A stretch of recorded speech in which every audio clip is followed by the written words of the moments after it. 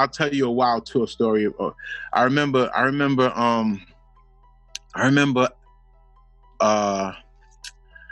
Babu and them put me in under their bus to sneak me out of a venue with my guns.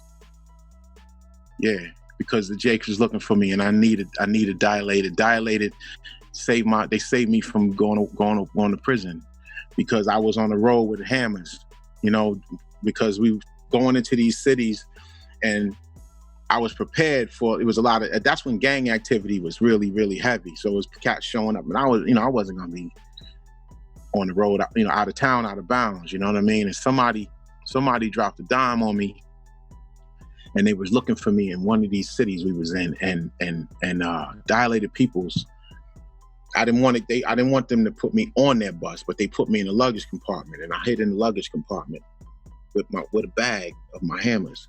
I had a bag because I wanted to make sure everybody on the bus can get one. So I brought enough for everybody, and I was under the bus in the luggage compartment hiding, and I went right out into the next truck stop. I got back out and got back on the bus. Yeah, they did. I love them guys, man. I love for life.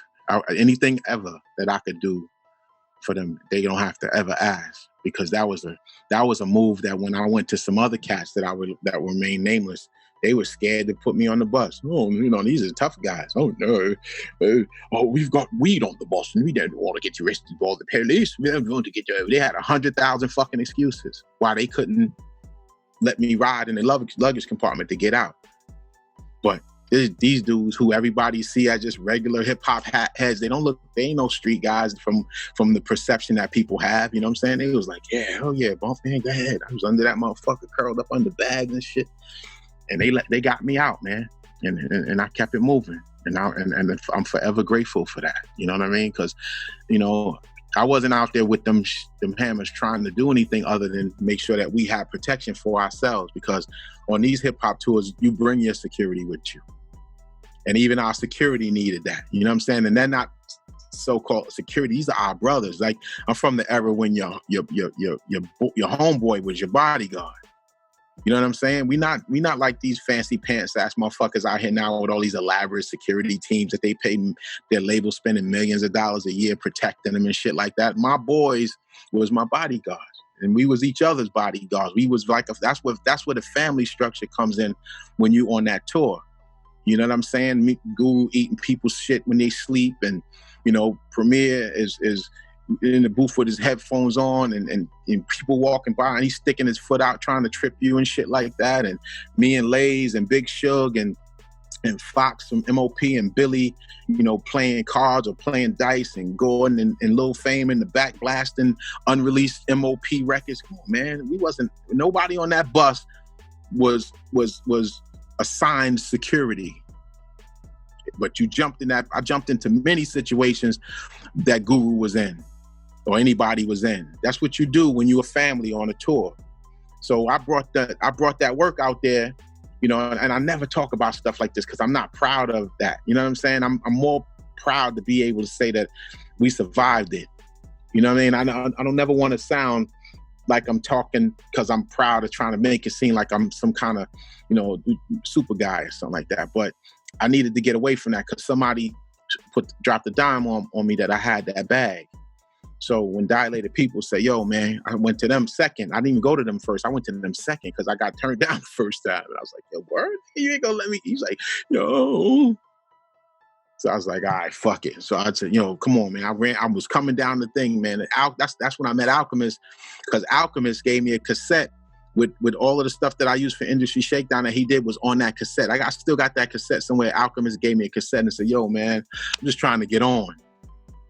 So I put him on Industry Shakedown. You know, that's my little bro, man. I fuck with Alchemist.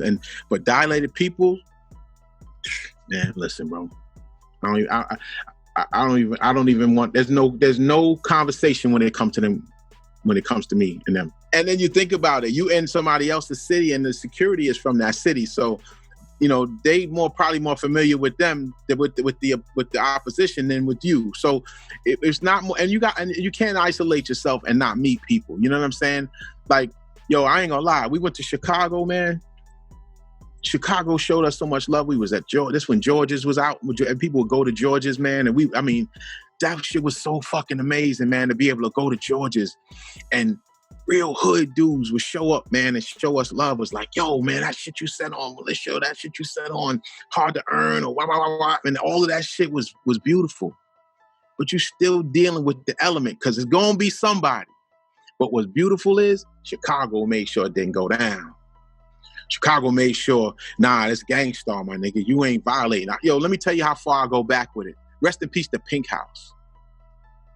Rest in peace to the legend Pink House and First Lady, who schooled me on radio and how to do radio and taught me how to articulate certain things through radio, because they showed me this is how radio works, Fox. I met them through a beautiful individual named Charm Warren, introduced me to Pink House and First Lady. And I was destroyed when Pink House died. Pink House was a solid guy, man. And I never hear people talk about the legend, but I salute him a million times over, because he was one of the people in my past. He taught me, he said, yo, this is what radio really is, Fox. This is what it really is. You know what I'm saying? So don't think, people think, just because you know the certain elements of the streets, that's one thing. But let me tell you this, man.